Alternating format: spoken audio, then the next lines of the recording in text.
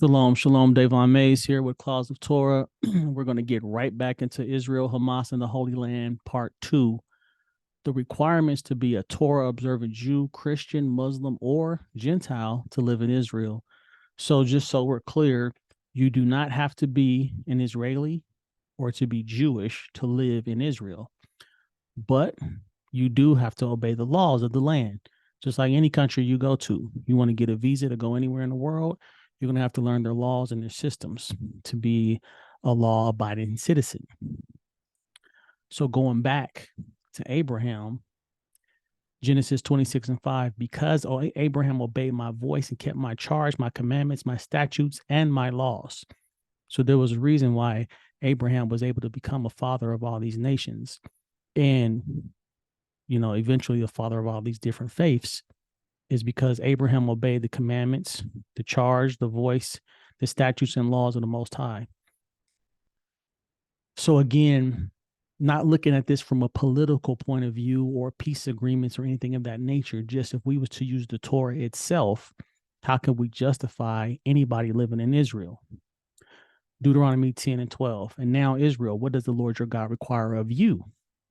So this is speaking specifically to the nation of Israel.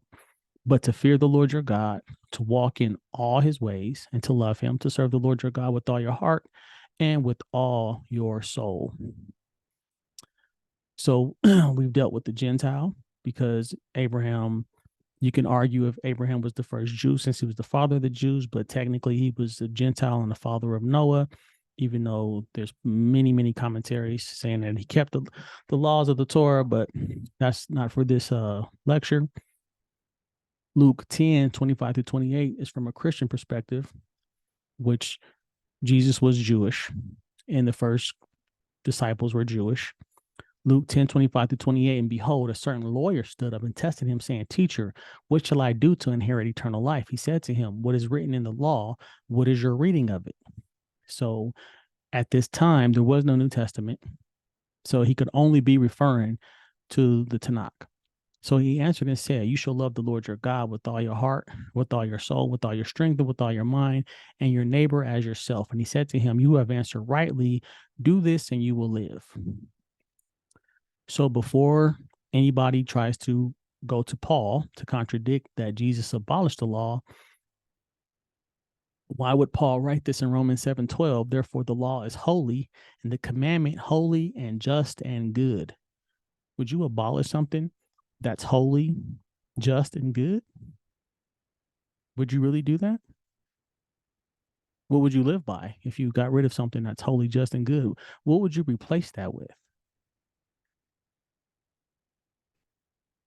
So if we go to the Quran, in Ali Imran 3:3, he has revealed to you, O Prophet, the book of truth, confirming what came before it as he revealed the Torah and the gospel. So here the Quran is confirming the Torah and the gospel as things to be followed.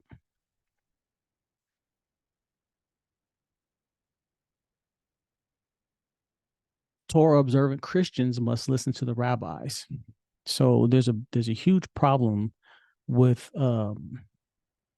Christians, not all Christians. This is really not a problem for Messianic Jews who are pretty much just Christians who observe the Torah. They usually, and of course I can't speak for all denominations because there's many different denominations of Messianic Jews, but most of them don't think Jesus is God, which would be basically idolatry. But a lot of Christian schools have a problem with rabbis. Even though John the Baptist was called a rabbi, Jesus is called a rabbi. Because when you bring up the term rabbi, they get kind of, they really just don't like the term. And there's a reason for that, but let's go to what the Torah says, and then we'll go to what Jesus said about listening to the rabbis.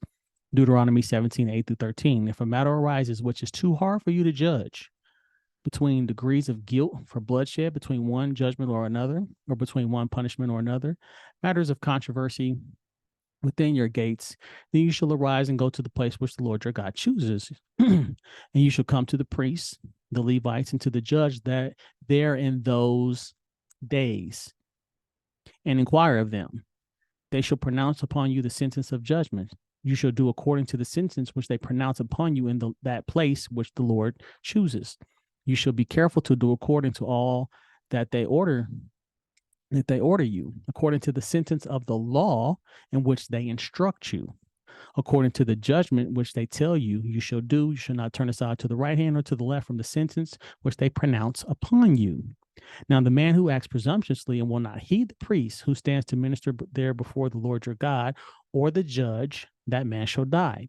So you should put away the evil from Israel, and all people shall hear and fear and no longer act presumptuously. So basically, this is saying if you come across a situation where you can't come up with the answer, you go to a priest, a Levite, or a judge in those days. Now, today we don't have priests or Levites in positions of authority like a Levite would in ancient times, but we do have judges, which basically is a Torah scholar. Today we have judges in the Supreme Courts and things of that nature, and they're just basically scholars of the law, right? They're like amplified lawyers. They know the law. Matthew 23, 1-3. Then Jesus spoke to the multitudes and to his disciples. Did the multitudes consist of Jews and Gentiles? Probably. But if he spoke to the multitudes and to his disciples, he's addressing a lot of people. And he says, saying, the scribes and the Pharisees sit in Moses' seat. Therefore, whatever they tell you to observe, that observe and do, but do not do according to their works, for they say and do not do. So he gives a bit of criticism, but he also says to listen to them, whatever they tell you to observe. Just as Deuteronomy 17, 8-13 says, whatever they tell you to do, that's what you have to do. So if you got a problem with that, you can take it up with Deuteronomy and Matthew. Torah observant Jewish Christians and the Torah observant Christian Gentiles. So like I said, and according to the New Testament, the first Christians were Torah observant Jews. Acts 21:20, and when they heard it, they glorified the Lord, and they said to him, you see, brother, how many myriads of Jews there are who have believed, and they are zealous for the law. There was no Gospels. There was no New Testament. What law would they have been zealous for? And it says myriads of Jews. A myriad can be thousands up to, I want to say up to 10,000 people of Jews who believed and zealous for the law. And this is coming from James, the brother of Jesus, who, according to many commentaries, had a very high position in the Sanhedrin. 1 John 5:3, for this is the love of God, that we keep his commandments, and his commandments are not burdensome. So for anybody to tell you, oh, you can't keep the law, that's not what 1 John 5:3 says. If they are zealous for the law in Acts 21:20, and the commandments are not burdensome, why couldn't you keep the law? So James also has a book in the New Testament. So he wasn't just anybody talking to these people in Acts 21. Acts 15:20, it was decided for the Gentiles that, but it says, but Acts 15:20, but that we write to them to abstain from things polluted by idols, from sexual immorality, and from things strangled, and from blood. These are basically the laws of Noah. It's not drawn out as much as the laws of Noah are, but basically this pretty much confirms that the Gentiles already had a Torah unto themselves. And we can go back to, many lectures I've done about the Torah was given before Mount Sinai, not the 613, but the laws of Noah, even starting in the book of Genesis. So the Quran observant Muslims, you can get this information from pretty much anywhere on the web, but it says the professions of faith, the Shahada, the belief that there is no God but God and Muhammad is the messenger of God, is central to Islam. Prayer, alms, fasting, and pilgrimage. It's basically the, what people call the tenets of Islam. So If you observe that, then you pretty much will be observing the Quran. And in Al-Ma'idah 546, forgive me if I'm mispronouncing these chapters. Then in the footsteps of the prophets, we sent Jesus, son of Mary, confirming the Torah revealed before him, and we gave him the gospel containing guidance and light and confirming what was revealed in the Torah, a guide and a lesson to the God-fearing. So we see the Torah, we see the Gospels and the Quran confirming what you must be doing to live in Israel. You must be Torah observant. You must listen to, if you're a Muslim, you must listen to Jesus, the Gospels, and the Torah. If you're the Torah, of course, you got to observe the law of Moses. And if you're a Christian, you got to listen to the rabbis, which comes from the Torah. So it's all Torah at the end of the day. So what are the laws of Noah? For the Gentiles who must live amongst the Jews. So the laws of Noah to be observed by Gentiles in Israel and worldwide. It's not just for Israel, but the laws of Noah is for all mankind. Genesis chapter 9 pretty much spells out this is a covenant between everybody and God, even the animals, pertaining to, of course, specific laws. So in Genesis 4:26, Genesis 9:1-6, Genesis 18:18-19, Genesis 19:5, Genesis 20:3, Genesis 44:8-9, Genesis 34:2, Genesis 35:2, Leviticus 24:16 basically cover the categories of the laws of Noah. So there's 7 laws, but these are really 7 categories because there's different, levels of the law. Because to say no murder, well, what's murder? Is that, you can't go to war. If somebody breaks in your house and try to kill you, can you kill them? So there's all types of course, categories. But the basics: no murder, no eating the limb of a living animal, which basically protects animal rights. You can't be cruel to animals and just take a bite out of something that's alive, right? In ancient times, to preserve meat, since they didn't have refrigerators, people would cut off the leg of an animal and leave it, tied up so they can save that meat. Because if they kill the whole goat, it's going to go bad. A lot of people couldn't eat a whole goat, depending on how many people were in the family. No sex crimes, adultery, homosexuality, no stealing, no idolatry, no blasphemy, and to set up courts of justice. That's the basics of being a righteous Gentile. And for the most part, most societies of this world today pretty much have these types of laws on the books. They may not specifically say it the way the Torah says it, but you can't kill people. You can't be cruel to animals. Most people, don't allow rape and adultery and crimes of sex crimes. No stealing. Most countries, people don't. I ain't gonna say most countries, but for the most part, people pretty much worship their idols in their home. So it's not something that's on public display. Some countries they do, but it's not. And if people have a statue, some people don't bow to the statue. They just have it and they never give it reverence. So that's kind of a case-by-case scenario. Disrespecting the name of God, depending on where you live. A lot of people don't practice blasphemy out in public, out loud, being disrespectful, because it causes problems, right? You might get into a fight cursing somebody's God. But most civilizations around the world have courts of justice. I'm pretty sure even in the jungle, there's some type of tribunal. If something happens, that the elders get together and decide what's going to happen in any given situation. So, of course, depending on where you live, there's going to be some differences. But overall, people pretty much practice these types of categories of law worldwide. So in Exodus 12:49, it says, one law should be for the native born and for the stranger who dwells among you.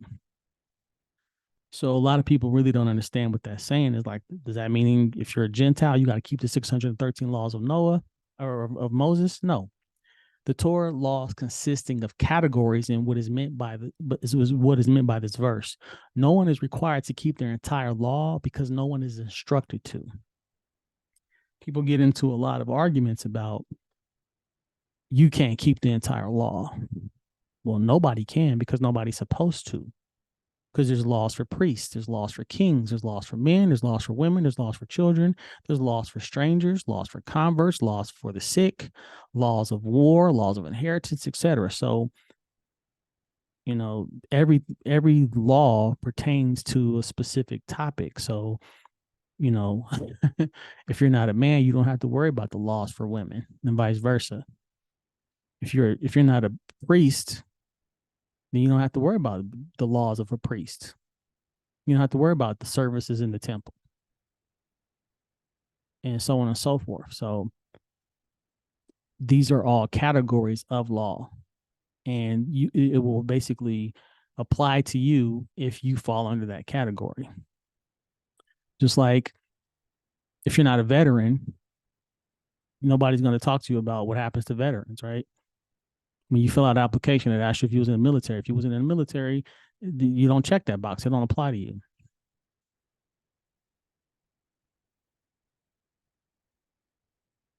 So who should not be in Israel? Breakers of Torah laws for Jews. Let's first deal with Israel and the Jews. Going back to Abraham, Genesis 17:14, the uncircumcised male child who's not circumcised in the flesh of his foreskin, that person shall be cut off from his people. He has broken my covenant. So God told Abraham, I'm going to give your people this land. And if you're a descendant of Abraham, you must be circumcised. And if that means if you're not circumcised, you're going to be cut off from your people. So if you're living in Israel and you're not circumcised, according to the Torah, you should be cut off from your people because you have broken the covenant or the contract. Okay, the covenant is a contract. Another law, Exodus 12:15. 7 days you shall eat unleavened bread. On the first day you shall remove leaven from your houses. For whoever eats leavened bread from the first day until the seventh day, that person shall be cut off from Israel. So if you're an Israelite, and you eat leavened bread during this holiday, you're going to be cut off from your people. Exodus 31:14. You shall keep the Sabbath. Therefore, for it is holy to you. It's special. Everyone who profanes it shall surely be put to death. For whoever does any work on it, that person should be cut off from among his people. So the Sabbath is very severe punishment for the Israelites, right? It's holy to you. This is specifically speaking to the children of Israel. Now, there's arguments if it applies to the Gentiles that were among them, but that's a different conversation. But overall, speaking about somebody who identifies as an Israelite or a Jew, you must keep the Sabbath, period. Now, if you're not living in Israel among the Jews, then the Sabbath wouldn't apply to you. It's not part of the laws of Noah. But if you were part of the Israelites that came out of Egypt and were with Israel, then you can probably have that conversation. But overall, the Sabbath doesn't apply to everybody in the world. We don't see any punishments or any prophets talking to any Gentiles about you didn't keep the Shabbat. So who should not be in Israel? Forbidden relationships for Jews and Gentiles. We talked about this earlier, but a deep dive on this topic, and this I'm not going to read the whole chapter, but this will give you the gist of what's going on here.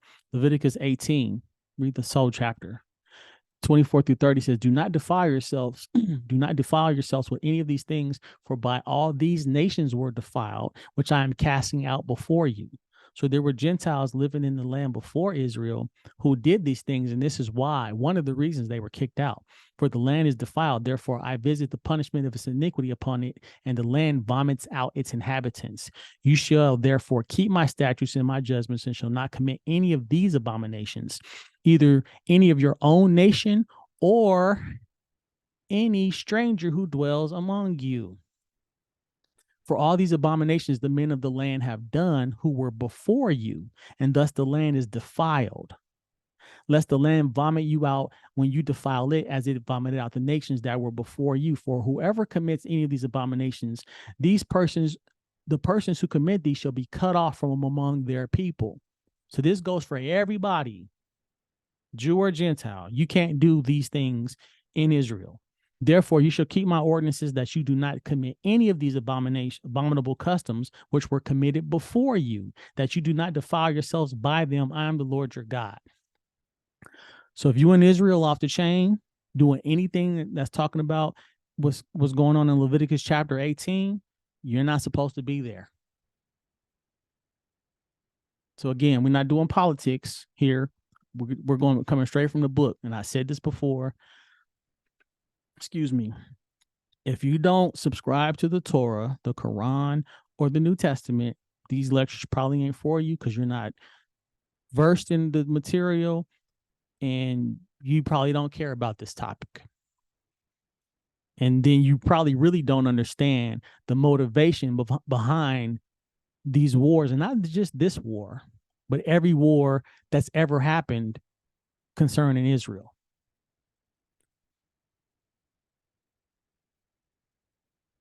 Who should not be in Israel? Idolaters.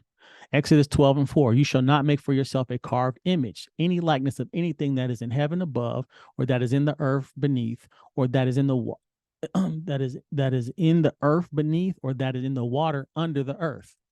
So nowhere can you have an image that you made.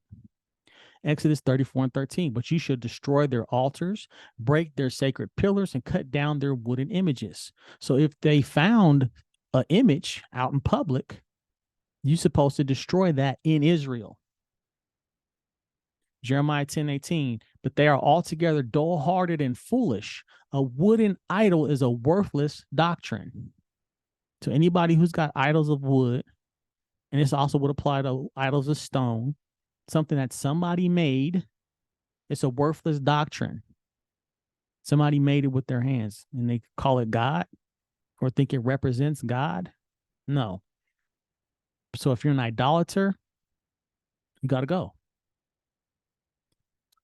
So let's talk about the righteous non-Jews among Israel. Leviticus 16:29. This shall be a statute forever for you. In the 7th month, on the 10th day of the month, you shall afflict your souls and do no work at all, whether a native of your own country or a stranger who dwells among you. So again, if you're living in Israel, this would apply to you. If you're not living in Israel, this does not apply to you. You probably even have a different calendar. So your 7th month is probably not going to be the Torah 7th month on the 10th day.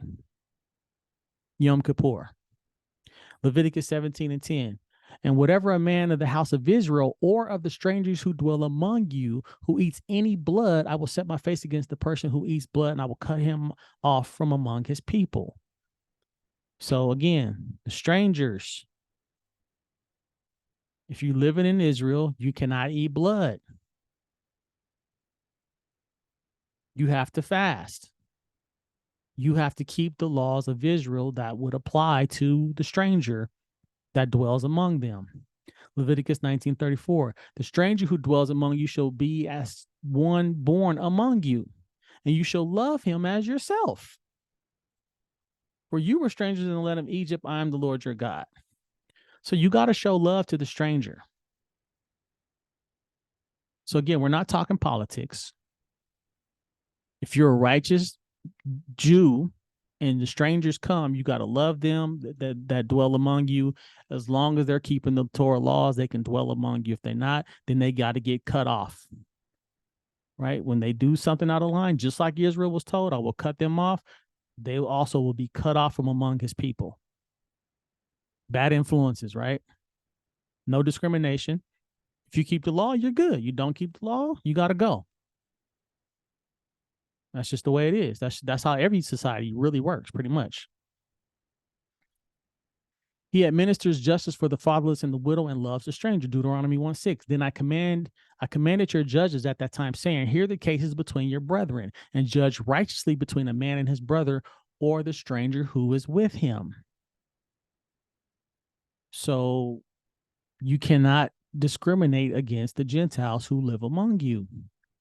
The judges are commanded to hear the cases and judge righteously for the stranger. So any case, when they were talking about peace agreements and land and all these political things, were they going to the rabbis Or were they using political arguments that, basically had money behind it, and power, and ego? And, were these people even God-fearing people making these decrees and setting up these agreements? Or were they using the Torah? I'll let you figure that out. Deuteronomy 10:18. He administers justice for the fatherless and the widow and loves the stranger, giving him food and clothing. So you do charity to the strangers. You don't just leave them out in the street cold and hungry. Deuteronomy 27:19. Cursed is the one who perverts the justice due the stranger, the fatherless and widow, and all the people shall say amen. Jeremiah 22:3. Thus says the Lord, execute judgment and righteousness and deliver the plundered out of the hand of the oppressor. Do no wrong and do no violence to the stranger, the fatherless, or the widow, nor shed innocent blood in this place.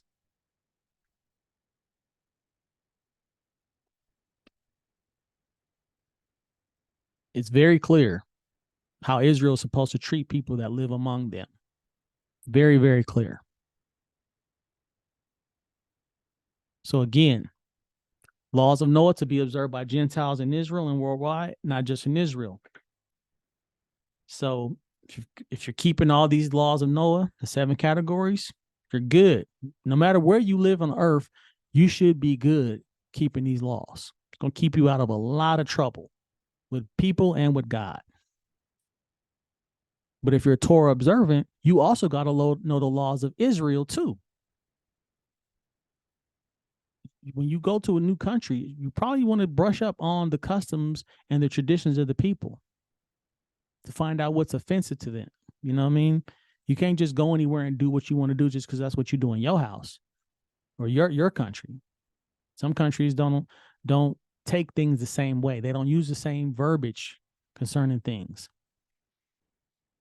The strangers who dwell among you and who bear children among you, where?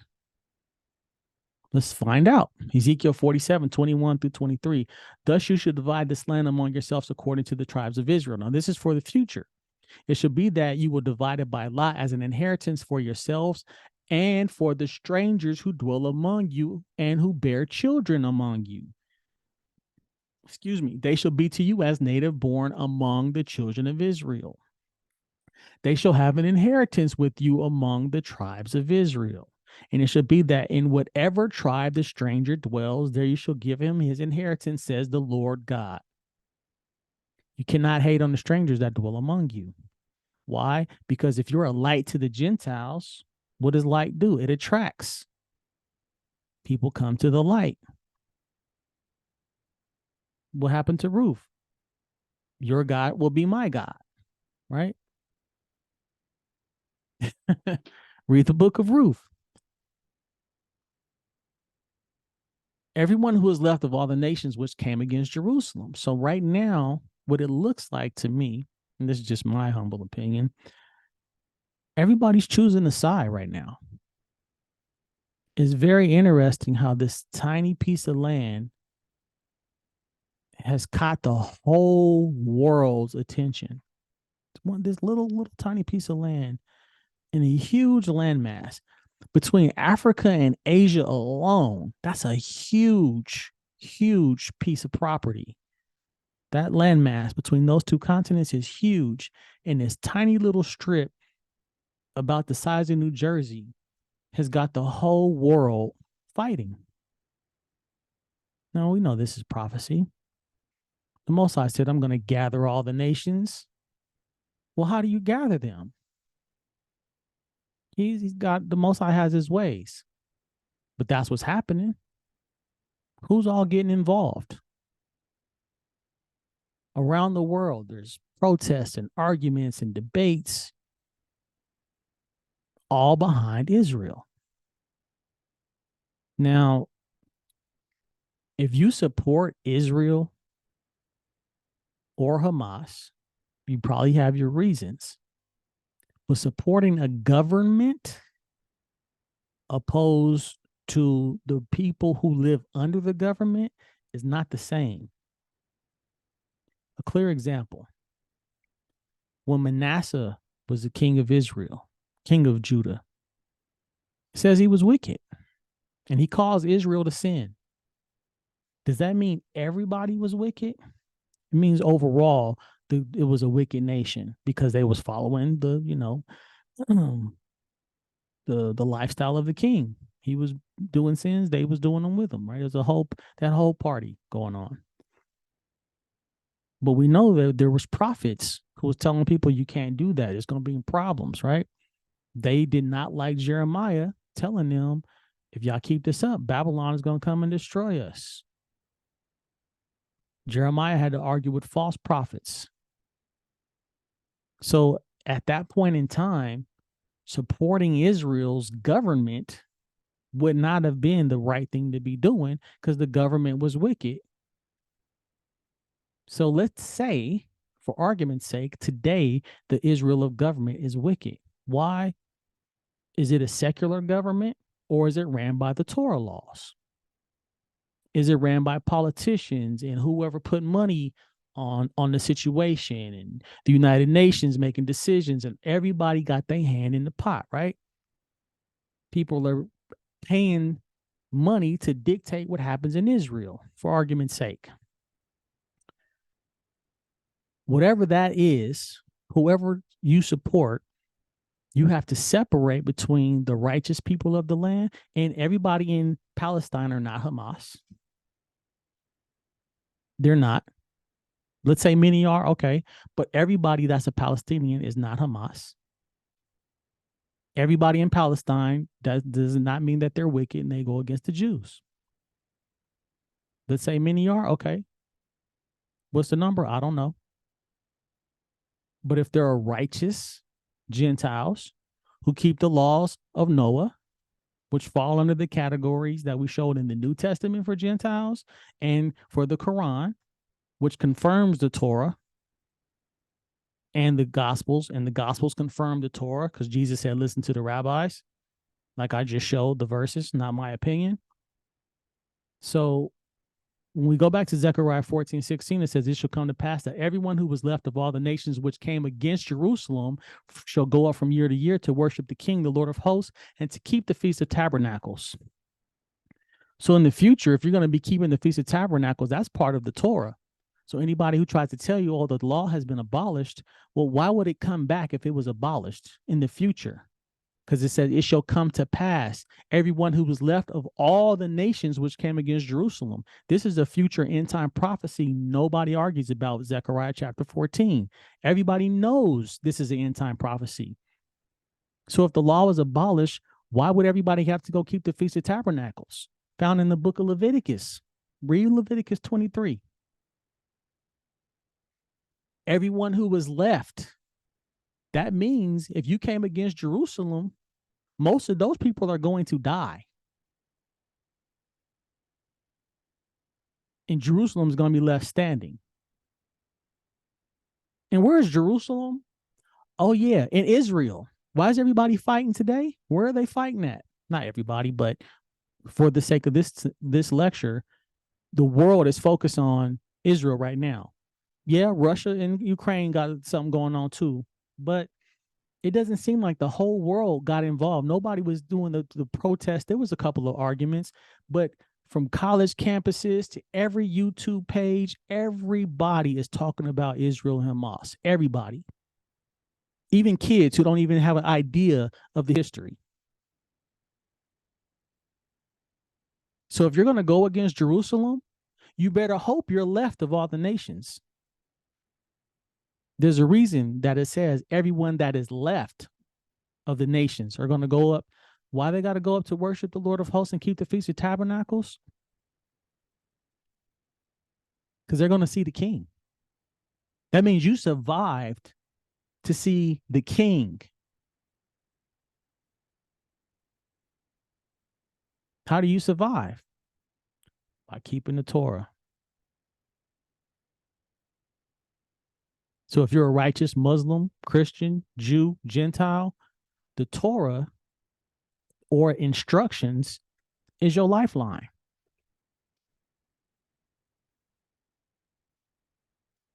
Now, As far as let's get back to the land. Israel is not allowed to occupy land that is not theirs. Deuteronomy 2:9. Then the Lord said to me, do not harass Moab, nor contend with them in battle, for I will not give you any of their land as a possession, because I have given Ar to the descendants of Lot as a possession. Deuteronomy 2:4-5. And commanded the people, saying, you are about to pass through the territory of your brethren, the descendants of Esau, who live in Seir, and they will be afraid of you. Therefore, watch yourselves carefully. Do not meddle with them, for I will not give you any of their land, so not as much as one footstep, because I have given Mount Seir to the east to Esau as a possession. Deuteronomy 2:19. And when you come near the people of Ammon, do not harass them or meddle with them, for I will not give you any of the land of the people of Ammon as a possession, because I have given it to the descendants of Lot as a possession. Now, let's say Israel didn't touch these lands. And then the children of Lot, Ammon and Moab, decided to attack Israel from that land. What happens when war happens and somebody attacks a land and they get conquered? They usually lose that land. That's a whole nother story, though. But according to the law, righteous Gentiles that were living in the area of Israel were given land by God, and Israel was not allowed to take it from them. But if they were to attack Israel from those lands and lose the battle, what happens in war? You lose that land, right? That's what happens in war. So, there's rules to this. Everybody knows this. Now, how was Israel given the land to begin with? The people who were there before Israel came in as a state in 1947, these are all things that can be discussed. But right now, we're coming from the Torah. So if Israel took that land without consulting the rabbis in the Torah and did it illegally against the Torah, there's a punishment for that. There's consequences to that.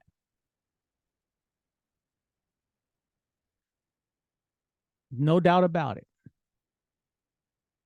There's a way to settle that, and we're going to get into when foreign powers have control of Israel and they decide who gets to live in Israel. We're going to talk about this. Definitely. But just for the backdrop of who's allowed to live in the land, for the sake of this argument, is Israel and Gentiles. Jewish, Muslim, Christian, doesn't matter as long as you keep the laws of the land. Remove not the ancient landmark. Proverbs 22:28. Remove not the ancient landmark which thy fathers have set. Deuteronomy 19:14. Thou shalt not remove thy neighbor's landmark which they of old times have set in thine inheritance, which thou shalt inherit in the land that the Lord thy God giveth thee to possess it. Israel was not known as an expansion empire. Once they got their land and they settled in it, that's pretty much it. They fought other wars in different places and stuff like that, but overall, they didn't go around like the Romans and conquer the world. They didn't go around like the Greeks and conquer so much land. Going into all these foreign countries and, traveling across the ocean and dominating. For instance, like the British. You got people in the middle of the ocean speaking French, right? and you know what I mean? So we know they didn't expand like that.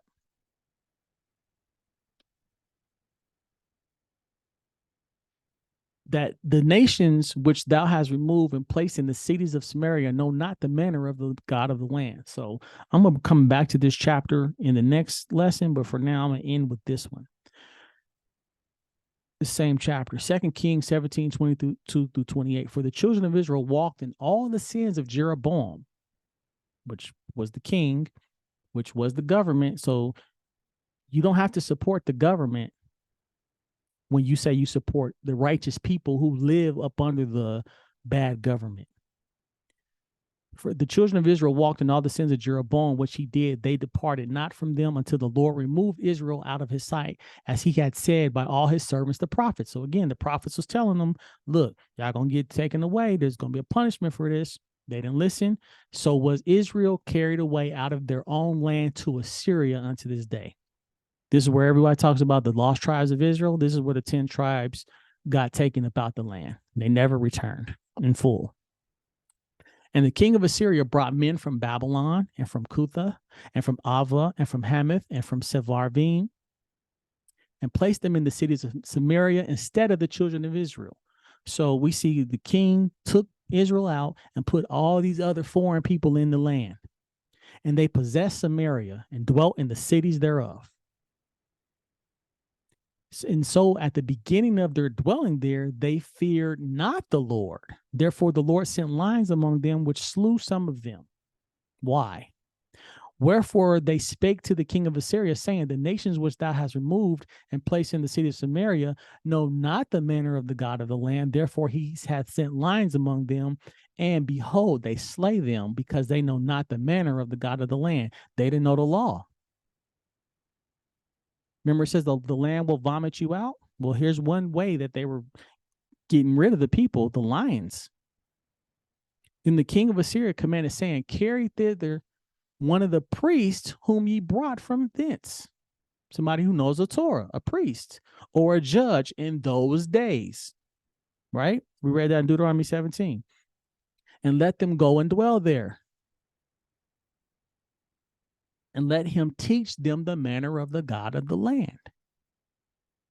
So in order for the Gentiles who came there to live there and be successful, they had to have somebody teach them the Torah. So if you're a Palestinian or a Russian or Chinese or whoever you want to be, and you want to go live in Israel and be successful, you have to learn the Torah, or you're going to have problems with the God of the land.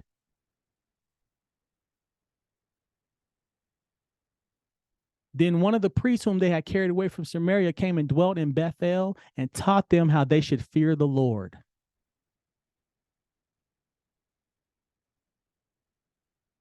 If this chapter alone does not clear up so much of what it means to live in Israel, we're not talking about nowhere else, just specifically in Israel, you have to know the law of the land, and you have to fear the God of the land, or the land will vomit you out, or you're going to have problems.